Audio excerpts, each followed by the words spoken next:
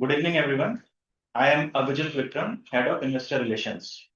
On behalf of Indiamart Intermesh Limited, I welcome you all to the company's Q1 FY26 earnings webinar.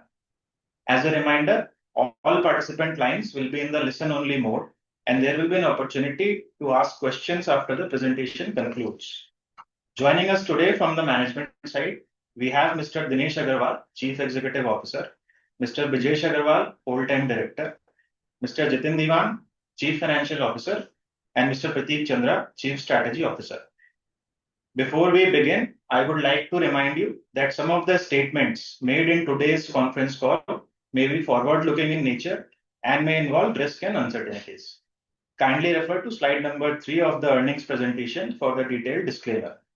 Now I would like to hand over the call to Mr. Dinesh Agarwal for his opening remarks. Thank you and over to you, sir. Thank you, Abhijit. Good evening, everyone, and welcome to Indiamart's Q1 FY26 earnings webinar. We have circulated our earnings presentation, which is available on our own website as well as the stock exchange websites. We are sure you would have gone through the same, and we would be happy to take any questions afterwards. Indiamart has delivered a consolidated revenue from operations of rupees 372 crores in the Q1, representing a year-on-year growth of about 12%. Collections from the customers have grew to 430 crores, representing about 17% Y-on-Y growth, and deferred revenue grew to 1735 crores, representing an Y-on-Y growth of about 17-18%. In Q1, unique business inquiries were 29 million for the standalone business Indiamart, representing a year-on-year growth of about 17%. Total number of paying suppliers stood at 218,000 net paying subscribers in the Q1 was about 1,500 addition. Our platinum and gold customers, which constitute approximately 50% of our customer base and about 75% of our revenue, continues to have very good upsell and retention rates. We are committed to improving the platform through product enhancement, better interface, better customer service, and onboarding quality of the suppliers. We are also leveraging generative AI and machine learning to address key issues and use cases to enhance our offerings and make it easier to do business on Indiamart. Our focus remains on consistently raising quality standards and optimizing the user experience to maximize the value delivered by our platform. Now I will hand over the call to Brijesh to update about Busy Infotech. Thank you, and over to you, Brijesh. Hi, good evening, everyone. Busy has done a net billing of 50 crores in Q1. As we had shared in the previous calls, we had implemented a change in the payout structure for our partners, and this was done in Q3 of FY25. The impact because of this billing change that you see in this quarter is about 15 crores. And therefore, the normalized year-on-year growth will be 64% in the net billing. The revenue from operations stood at about 25 crores, and the deferred revenue is at 101 crores at the end of Q1. And again, the normalized rate of growth year-on-year basis is 29% and 61% respectively. The cash flow from operations in Q1 is 21 crores. During this quarter, we also sold 12,000 new licenses, taking the total count of licenses sold to about 409,000. Looking ahead, we continue to focus on enhancing the product, enhancing the user experience, and increasing our growth rates. With this, I will hand over the call to Jitin to discuss the financial performance. Thank you, Brijesh. Good evening, everyone. I'll take you through the financial performance for the quarter ending June 2025. Reported consolidated collection from customers was rupees 430 crore, representing a Y-on-Y growth of 17%. Excluding the reclassification impact of Busy, which we talked about, the normalized growth stand out to be 13%. Consolidated deferred revenue stood at 17,735 crore, an increase of 18% on a year-on-year basis. On a normalized basis, year-on-year growth stood at 16%. Indiamart standalone collection from customer for the quarter was 374 crores, registering year-on-year growth of 10%. Standalone revenue from operations stood at 346 crore, registering year-on-year growth of 10%. Our growth in revenue was primarily driven by improvement in realization from paying suppliers. EBITDA of Indiamart standalone business stood at 135 crore, representing margin of 39%. Consolidated net profit for the quarter was 154 crores, and consolidated cash generated from operations was 161 crores. Consolidated cash and treasury balance stood at 2762 crores as on June 30th, 2025. Thank you very much. Now we are ready to take questions. Over to you, Abhijit. We will now begin the Q&A session. If you wish to ask a question to the panelists, kindly raise your hand and allow camera and microphone access. Alternatively, you may type your questions on the chat menu and we will revert on it. Please restrict to 2 questions so that we may be able to address questions from all the participants. We will wait for a couple of seconds while the question queue assembles.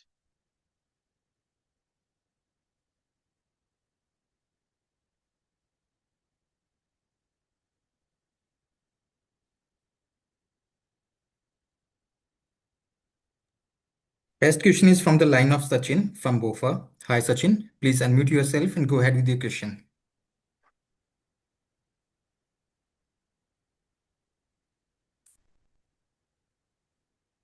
Can you hear me, guys? Yes, we can.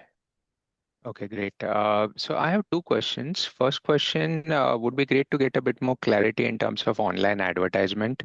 How Indiamart is looking at it, what is the budget, how much of that is actually spent, and what is the time frame you guys are looking, and more frankly, the output of that. Should we see net ads, for example, accelerating as we come out of this spending on online advertisement? And second question is on Gen AI, what you guys mentioned. Clearly, we're seeing companies globally who are adopting Gen AI, seeing some benefits, either in terms of their revenue growth or in terms of cost control. Anything you could talk from a medium term or a near term perspective for Indiamart, how they could benefit by adopting Gen AI? Thank you. Hi. As informed in the last quarterly con call, we had started doing some experimentation with the advertising performance marketing and some experimentation on the affiliate marketing on YouTube and Meta also.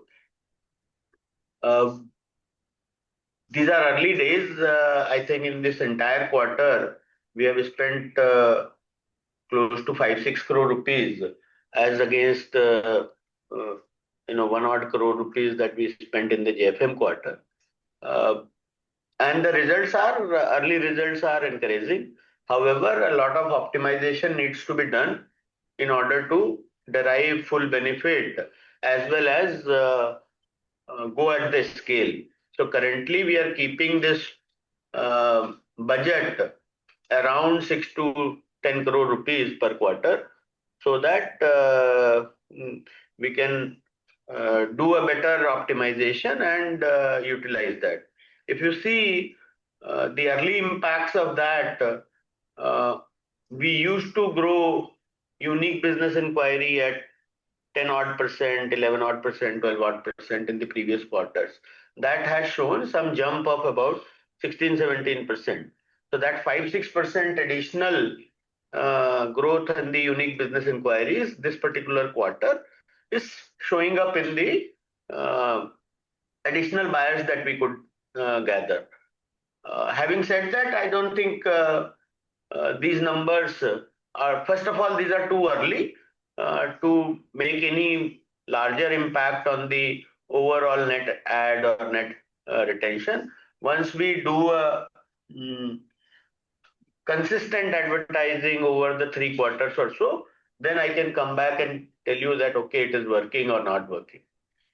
On the second question on the AI side, in the last 6-7 years, I think we have been using AI, the traditional machine learning AI, to do a lot of automation and cost optimization. If you remember, last year I had informed in the JFM quarter that we have started to use WhatsApp chatbot for our buyer side lead confirmation as against the call center earlier. And that had two different benefits. One, a lot of buyers were not expecting call from IndiaMart for their lead confirmation. Secondly, at the time of call, the buyers were probably not ready to pick up the call. So that chatbot has been scaled, and I think that led to almost $1 million $1 million saving in the last year alone. Apart from that, we have been using in the product categorization and in the buy lead recommendation system, photo search, voice search, lot of restricted content detection. I've been telling about Indic language and misspell searches. So you can try that many of these traditional AI/ML things that we have been using. Now with this agentic AI system, hopefully we will get a lot more audit capability and a lot more classification capability that we were trying to build in-house. Now, because these models are trained on word knowledge and they can be given context, which is a lot of data which is very, very proprietary to IndiaMart. So, for example, the buyer-seller calls, the customer to us calls, they have a lot of proprietary information which is not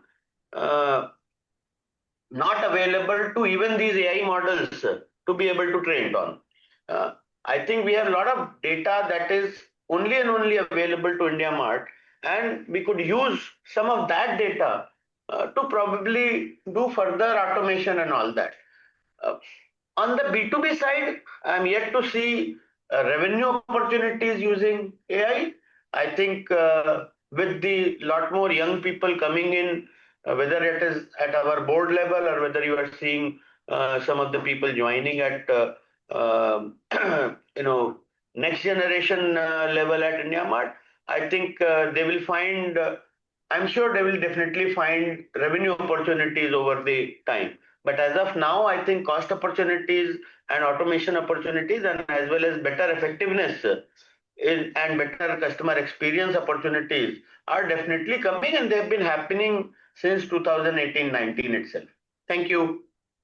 Sir, any way you could quantify the benefits at the cost side would be in the medium term?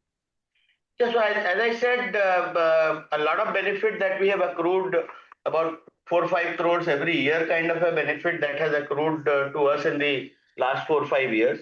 So you can see our margins improving from 25% in 2018 to almost like 35% now.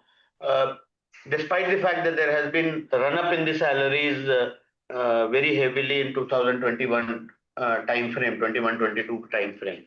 Going forward, also I think it will accrue slowly and slowly, but I think we are not really worried at the cost side of it.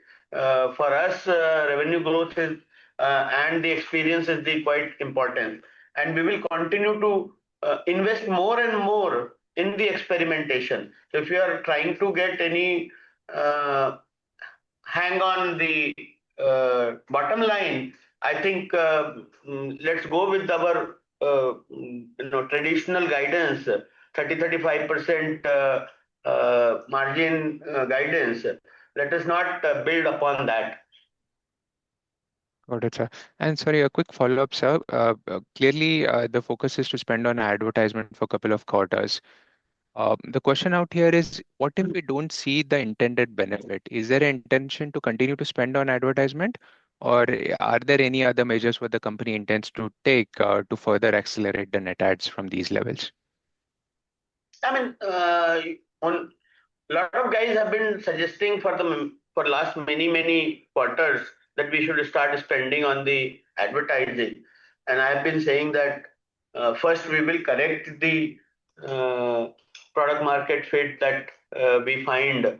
I myself personally went to almost 50 plus customers and noted down things. Most of our team members went to so many customers to find out a small things.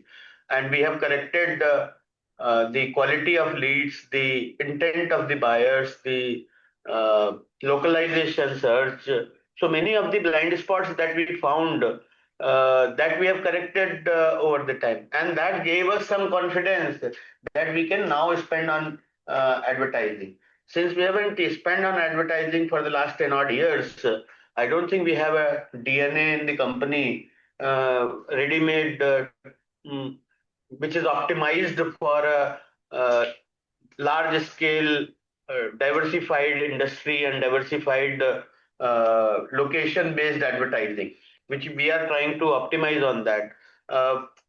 If it will not yield the benefit, we will close that down. But I'm saying at 10 crores per quarter here and there, I think another 3-4 quarters of experimentation is required. Perfect. Thank you, sir. Thank you. Next question is from the line of Anirudh from Solidarity Advisors. Hi, Anirudh. Please unmute yourself and go ahead with your question.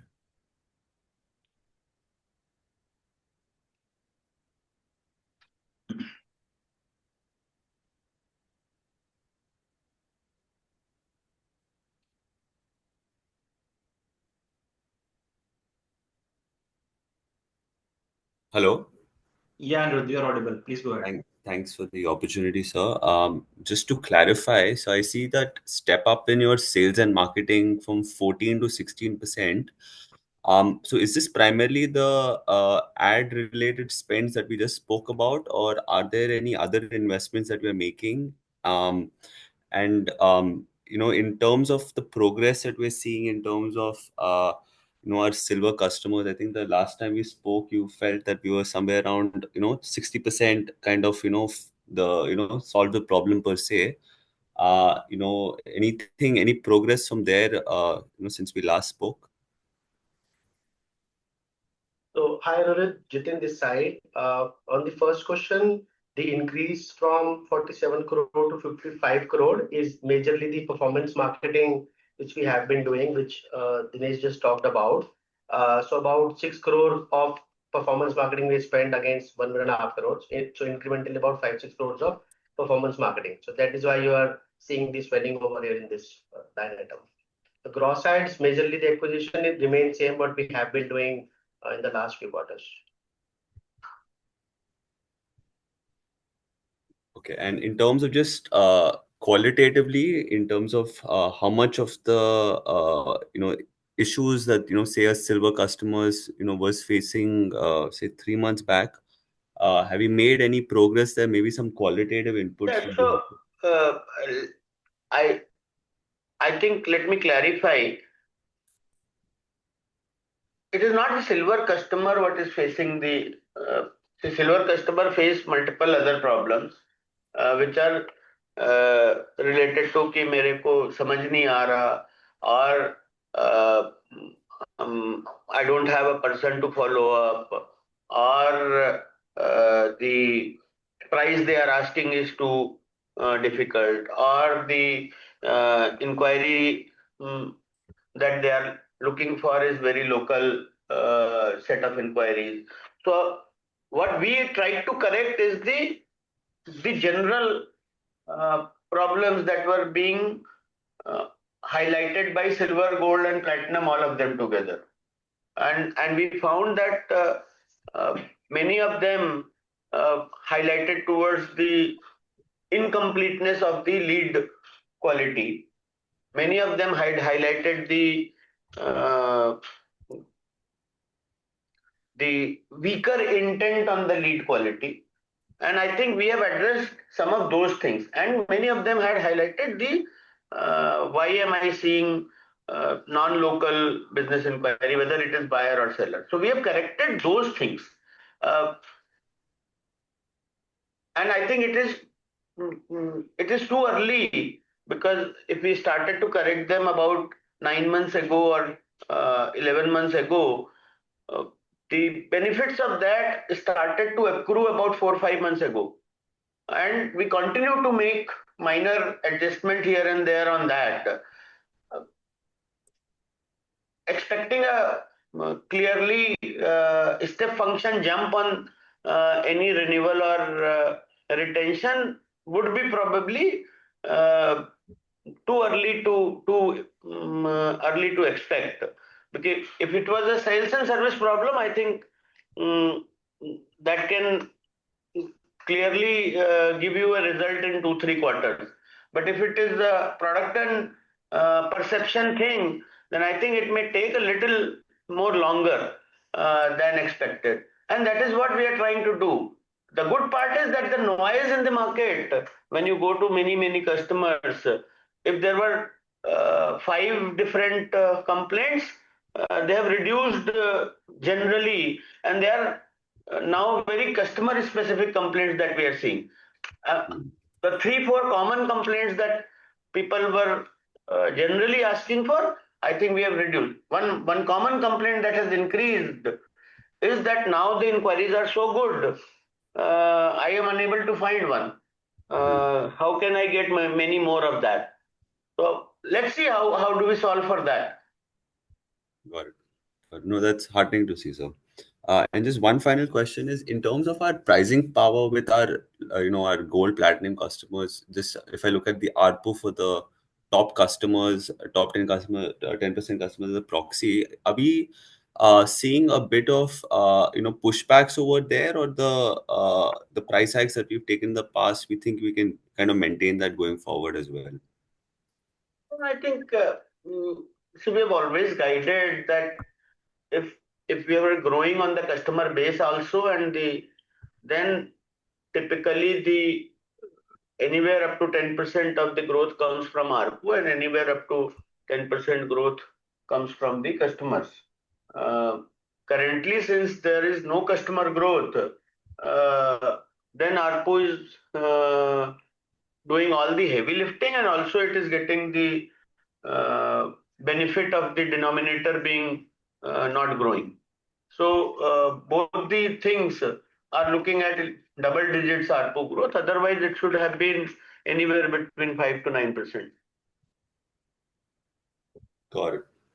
Thank you for taking my questions. I'll join back in the queue. Thank you. Next question is from the line of Prashant from Pictet Asset Manager. Hi, Prashant. Please unmute yourself and go ahead with your question.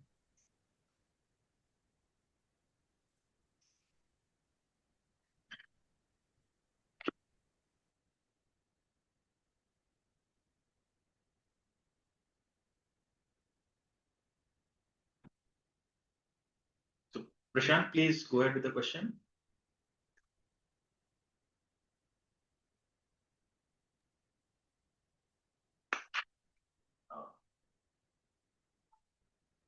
Hello, can you hear me? Yeah, Prashant. Please go ahead. Okay. Yeah. Sorry, few questions here. One is, if you can tell us what has been the churn now, how does it kind of compare with the past? So there is no change in the churn. So churn remains elevated for silver monthly and silver annual customers, and churn remains well under control for gold and platinum customers. On the silver side, as I said, on the annual side, 4%, on the monthly side, 7%, and gold and platinum remains at about 1% plus minus on the monthly side. And why the churn is not coming down, sir, if they are making such good changes on the product side? I mean, I'm only saying probably let's wait for 2 quarters and see once I have because there are 2 kinds of customers in our business. One is the monthly customers. Monthly customers have their own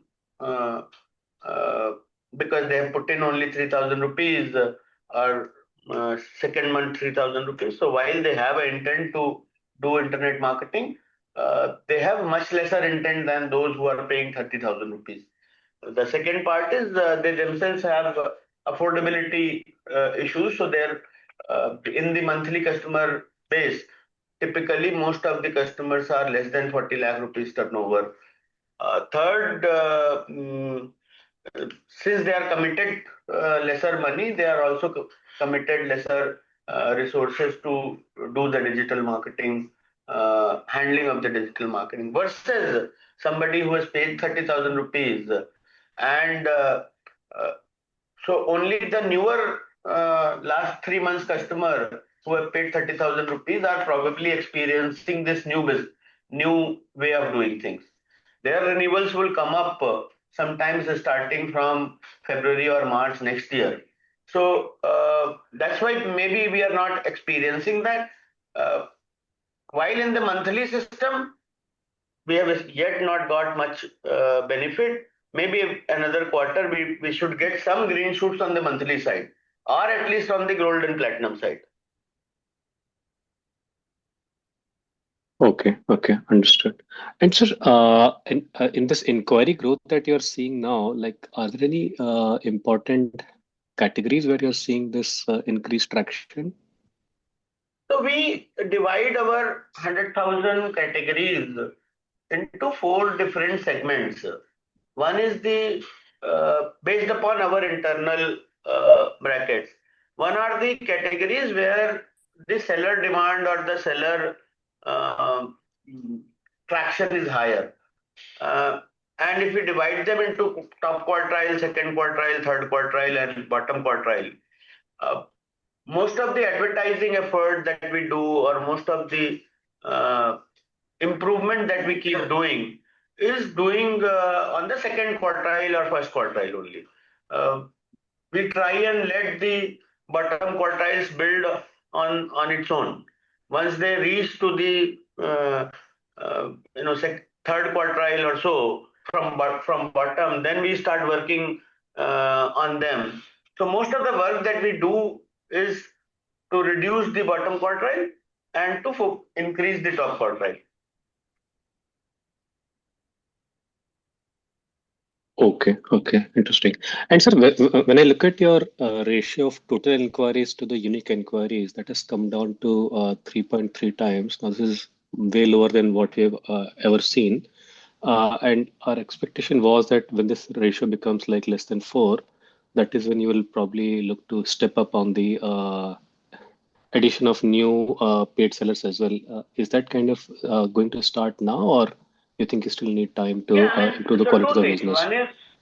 One is our expectation is that when it goes down to 4 or 3, that's when probably is a good time to say that, okay, competition side, for a seller to compete against many other sellers is better. But however, these numbers are across all the 4 quartiles. I'm not going to give you the numbers of each of those quartiles, but for each of those quartiles, the numbers are still very, very different. For the bottom quartile, it could be 2, and for the top quartile, it could be 6. So we are still where the most of the business is happening, we are still introducing 6, and that's still good from 9 or 10 that we were doing earlier. And we believe that as soon as this start to show up in the churn or retention, and that's when we will press the pedal on the sales and marketing. Okay, because the only concern would be whether the buyers are now maybe getting less satisfied if their inquiries are not reaching appropriate number of In fact, sellers. repeat buyers are highest ever. So repeat percentage is highest. Our internal NPS is also highest. If you see 58% repeat buyer, this is the highest since the COVID shortage time. When the COVID shortage was there, everybody was just coming every day and checking if there is a mask available, or if there is a sanitizer available, or if there is oxygen available. Ever since then, 58% is the highest repeat buyer, and is also seen in the Play Store rating. If you see, or is also gone to highest ever at 4.8. And you can read all the positive comments and as well as critical comments. These are publicly available on the Google Play Store. Most of our users are Android users. They are not iPhone users. So you'll find a lot of comments, positive and negatives on Android, while you will find very little traction on the iPhone. Our internal metrics are also showing that buyers are also equally satisfied better. However, when will that start to result into very, very frequent repeat? That we don't know. So we are doing multiple things like advertising, like correcting the buyer experience. See, seller experience was the easiest low-hanging fruit because we could go and talk to our paying customers, which were in thousands or 200,000, and quickly gather what are the top two, three KPIs that they are looking at. While the buyers are a lot more variety and a lot more experiential. Somebody is a retail buyer, somebody is a SME buyer, somebody is a large buyer, and each one of them have a very different persona of what IndiaMart can help me with. Somebody thinks of it as, can IndiaMart become my sourcing agent? Somebody thinks of it, why can't IndiaMart deliver me one single product in the same manner as Amazon and Flipkart does? So I think the buyer side problem is a lot more difficult. And in the past 30 years, we have been mostly solving for price and variety for buyers. On the experience side, I think there is a lot more work that can be done on the buyer side, which we are continuously working to see what will click for a very large platform like this, which is very similar to what Google does or what Meta does.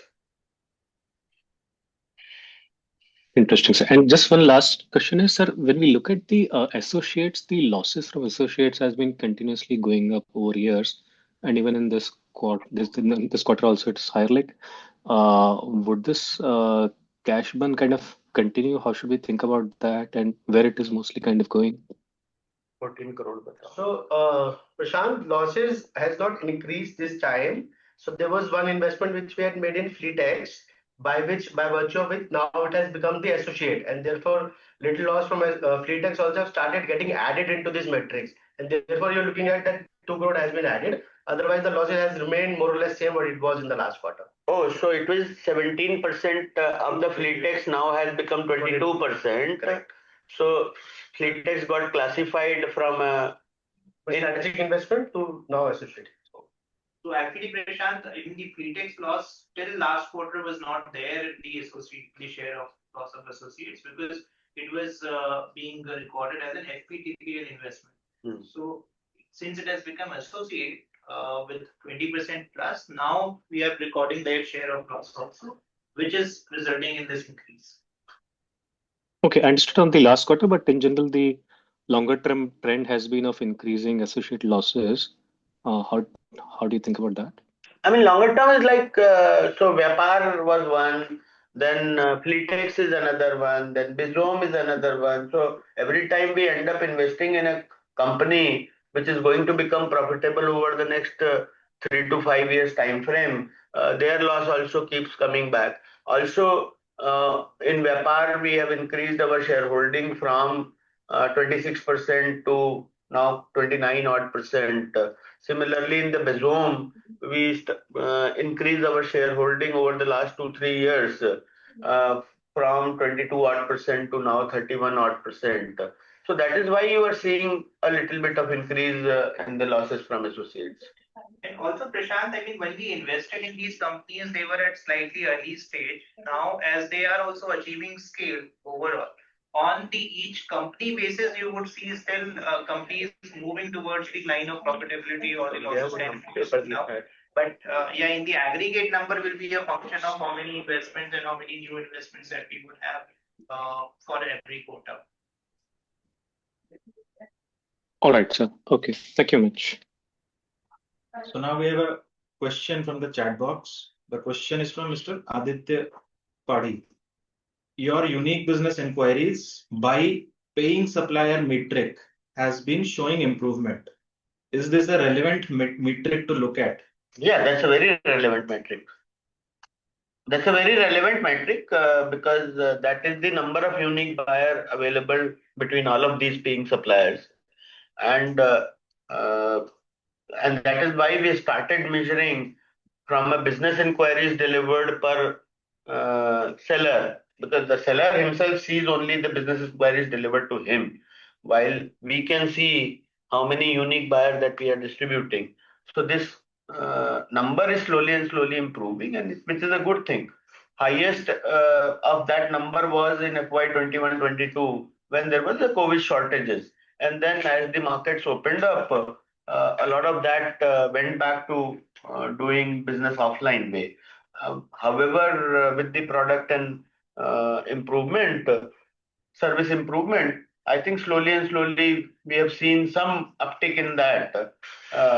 Also, with the advertising, now I think 29 million is the highest ever that we have touched. Yeah, Vikas, we can take the next question. Thank you. Next question is from the line of Nikhil from Nuvama. Hi, Nikhil. Please unmute yourself and go ahead with the question.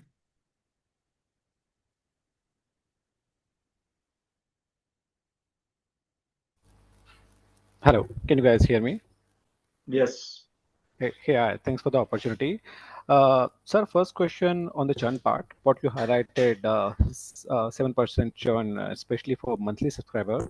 So while I understand your thesis, especially on annual subscriber, given those are the one who are experiencing these changes for the first time and maybe using the platform much more frequently. But why this logic do not apply to monthly subscriber? Given, I mean, we have been investing for some time now. I mean, you highlighted 1 crore in JFM and then 6 crore in April, May, June.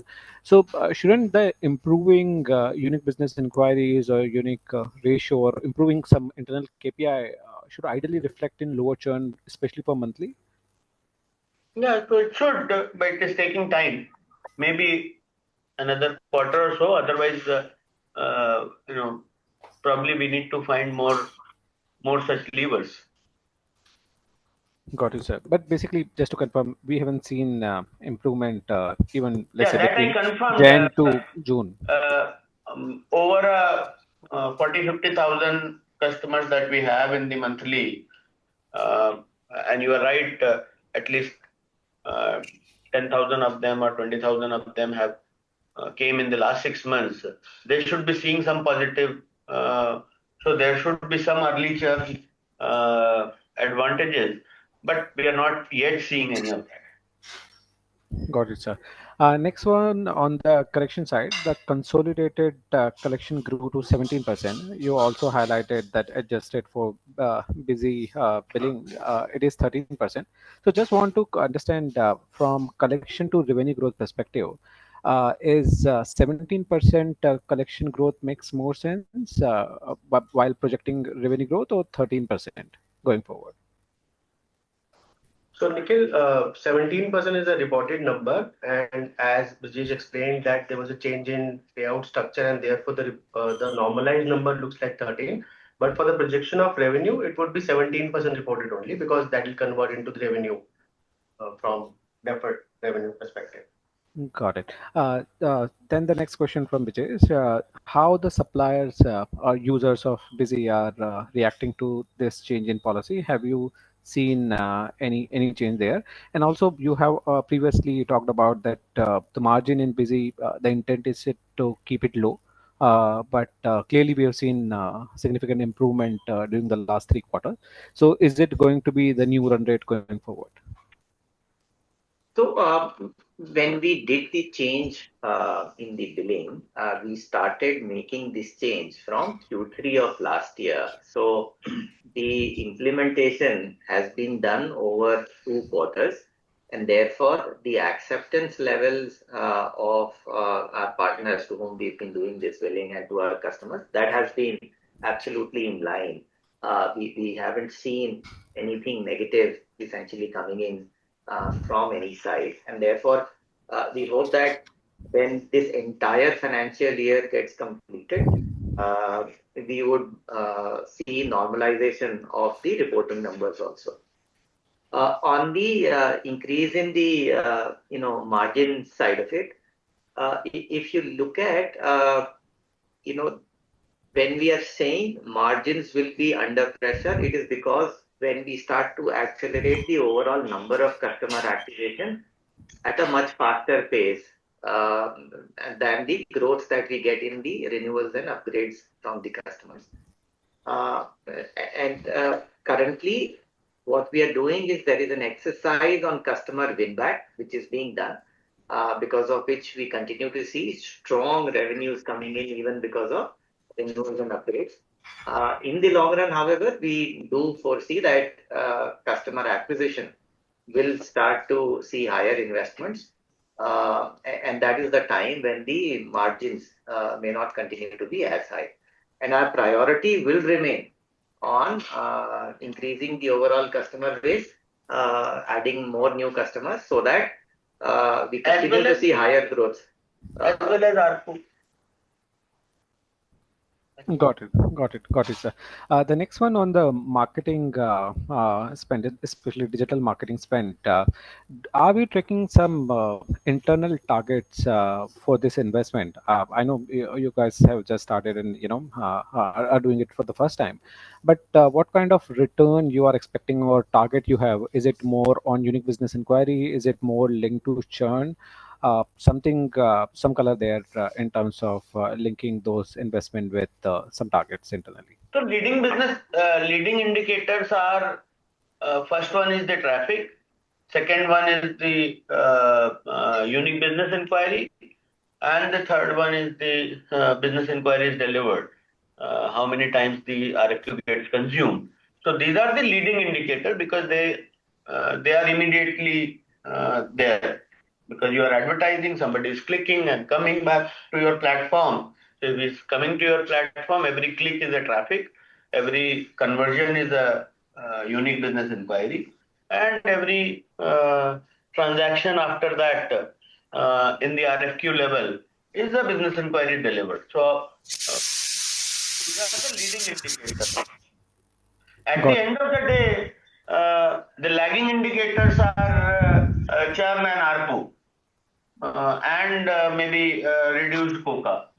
So the leading indicators we are trying to get, we believe that in the last 3 months, and it is a lot more complicated than a pure simple e-commerce advertising. We have to advertise every product in every geography separately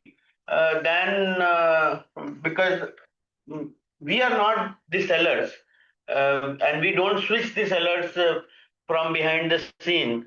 We are directly connecting buyers and sellers with each other. So it's a lot more programmatic effort across hundreds of cities and across thousands and thousands of categories and across millions of products. We believe that the top line of that to be optimized, it is going to itself take a couple of months, and that is why the internal budget has been taken at 2-3 crore rupees every month and probably 9-10 crore rupees every quarter. The good part is that the early indicators are correct. Whether they will result into the lagging indicator of churn and revenue and lower CAC, that is to be seen. And for that, you need to go past, for a size of this kind of a business, at least 100-200 crore rupees to be spent to be seen any greater impact in the market on the brand visibility or on the retention or on the ARPU. Thanks. Just last one on margin. How should we think about margin going ahead? Is the investment going to pick up and what would be normalized as I margin? said, for this particular year, you can safely assume until unless we come back and announce you can safely assume 5 to 10 crore rupees per quarter kind of investment. It is not going to go heavily above the 10 quarter mark, 10 Got, crore mark per quarter. got it, Just sir. to, Yeah, yes, please. no. So you were asking on the margin. I was just saying that 10 crore in a quarter translate to about 3%. Our margin at this point of time, our EBITDA is hovering around 38-39%. With the end, when as we have said that when we believe that the retention problem now has been solved, all the product things have been now started converting into the renewals of seller, we will also push the pedal on the gross ads. So you should assume 32-33% of the margin as the sustainable margin. Yeah. Got it, sir. That was very helpful. Thanks again for taking my question and good luck for coming with. Thank you. Next question is from the line of Anmol Garg. Anmol, please unmute yourself and go ahead with the question.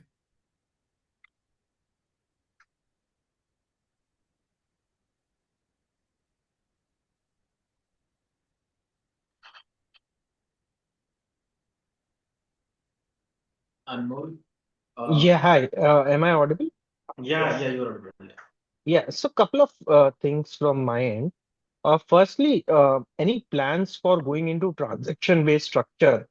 So do you believe that the classified plus model that we are operating at, the size of that is kind of limited to 200-250,000 paid suppliers, and to maybe grow further, we have to kind of switch to a transaction based model where we provide logistics and complete end-to-end transactions, at least in a few of the cases. It's not that we are completely averse to that. We have tried doing that between 2014 and 2017. So for 4 years and to launch at 2014, I think we started working in late 2012-13.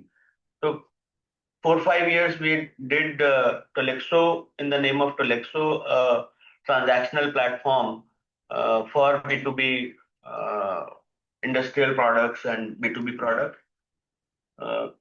It didn't succeed at that point of time, probably our DNA, probably the market readiness, and probably the ability to pay.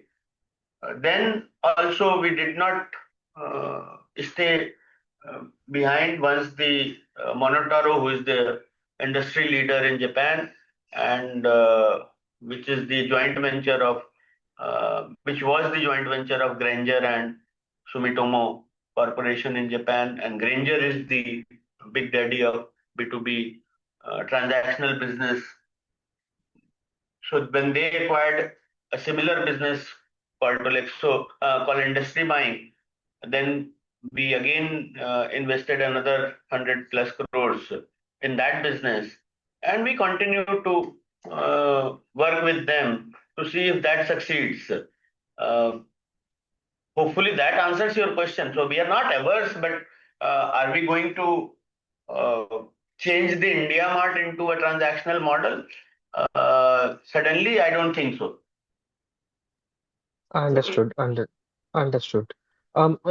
Just one more thing that I wanted to understand is, see, our unique business inquiries have increased because of the ad expenses that we have done in this quarter. However, what confidence do we have that this will result in an increase in the paid suppliers? I mean, particularly when the main issue remains the churn and the ad expenses, my guess is that will only help in the gross additions, which anyways remains healthy for us. So do you believe that We are only doing buyer side advertising, and buyer side advertising help us only and only reduce churn and increase ARPU. It doesn't help increase gross addition. Sure. Sir, according to you, how many quarters would it take as a best guesstimate that this will start resulting in positive results on the churn side? I mean, I have taken an internal target that at least 9 months of work is required. 3 months has only happened. At least 6 to 9 months more work should be done. Then only this should be measured at the churn level. On the leading indicator side, I think it is already giving us unique buyer inquiries. Understood. And yeah, sure. That's it from my end. Thank you. So we have a question from the chat box. The question is from Mr. Rehan Sayyed. With 2,2762 crore cash on books and 19% YOY growth in reserves, do we have any immediate or medium-term capital deployment plans, whether for platform upgrades, acquisitions, or return to shareholders? So thanks, Rehan. So from shareholder return perspective, we have just returned in the last quarter itself 300 crores of dividend, what we have done. So on the overall capital allocation perspective, how we think as a management is that we give the safety cash, which is the advance which we have received from the customer. And then we see that if we need to invest in any business, and of course we go to the board and take the approval from that. And it should be in sync with what we are doing, whether it should be in the internet business, it should be something related to B2B, and it should be related to the MSME. So as and when we get the right opportunity, we go to the board for the approval and we do that. As per the whenever it comes, the right time comes, we'll report that as well. And distributed, I've already talked about that we have given the dividends. Hope that answered your question. Thank you. Next question is from the line of Abhishek Banerjee from ICICI Securities. Hi, Abhishek. Please unmute yourself and go ahead with your question. Yeah, hi, am I audible? Yes, you are audible. Thanks. So my question would be with regards to, how, I mean, would it be able, I mean, would you be able to give any sense of what is the business inquiries delivered to the various, segment of suppliers that you have, vis-a-vis, the top 10% customers and then the remaining paying customers, and what proportion of business inquiries delivered actually goes to the non-paying customers? And also wanted to kind of understand, Your you voice have is not clear. Your voice is having a lot of echo or a very high frequency voice. Maybe there's some echo on the voice. okay. Is it better now? Yeah, maybe you can try speaking a little slower and then we can probably note down. Right. Okay. So, what is the proportion of business inquiries delivered to the different classes of sellers on your platform? That is the top 10% paying customers, the remaining paying customers, and the customers who do not pay. I mean, the suppliers who do not pay you. If you could give a proportion of that, that would be really helpful. And also wanted to understand, so what is happening with regards to adding new categories that you have spoken of in the past? Are you being really able to, create more categories which can, potentially bring in more paying suppliers in the medium term? If you could, speak on these two parts. Yeah, so on the inquiry side, between 80-85% of the inquiries go to the paying set of customers, and anywhere between 13-14% to 17-18% inquiries are typically delivered or goes to free suppliers. Now within that gold and platinum, I don't have the number in this manner in terms of the percentage, but I know that on an average, approximately 70 odd inquiries go to silver, and then so I can come back with those numbers. I don't have those numbers handy with silver, gold, platinum, that I can tell you what is the percentage of inquiries that are delivered. I must be having in the data book, but I will take some time to figure that out. I'll come back on that, and my IR team will send you that number. Coming on to the second part, expanding on the category side. So our top 10% customers used to contribute about 40% of the revenue about 5 years ago. and when our revenues itself was much lower. Today, our top 10% of the customer contribute about 50% of the revenue. And if you remember, from 5 years ago, we used to say that platinum customer base and about 10% are same. We no longer say that. So platinum customer count has exceeded far more than top 10%. So the number of categories have also expanded. If I remember, most of our business used to happen into top 20 to 25% of the categories earlier. Today, almost 40-50% of the categories, we have a good amount of business happening. So if you see the number of total paying suppliers, if you compare this one with the 5-year-old screenshot or a 6-year-old screenshot, the first time we put it in 2020 or so, then you can very well see that these 2-3% numbers at that particular time and that 2-3% number at this particular time. So a lot more categories have become a high moving category, and that's a very core KPI that we measure internally, and our category team measures internally and works to bring a similar bottom up pyramid kind of a category, moving them upwards towards that. Understood, sir. Understood. So have you ever, tried to evaluate the feasibility of charging something like platform fees across the board? As in, I mean, with UPI, is it even possible to, charge something to the guys who are not paying anything? So there are not many examples of classified websites charging for a consumer on a consumer side or on a buyer side fee. However, there are recent experimentation by Twitter or by Instagram to buy a blue tick by consumer.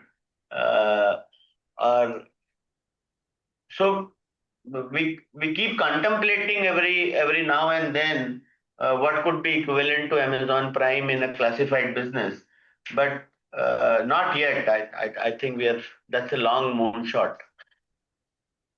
Understood. Thank you so much. Thank you, Abhishek. Ladies and gentlemen, that was the last question for today. I now hand over the conference to Mr. Dinesh Agarwal for his closing comments. Over to you, sir.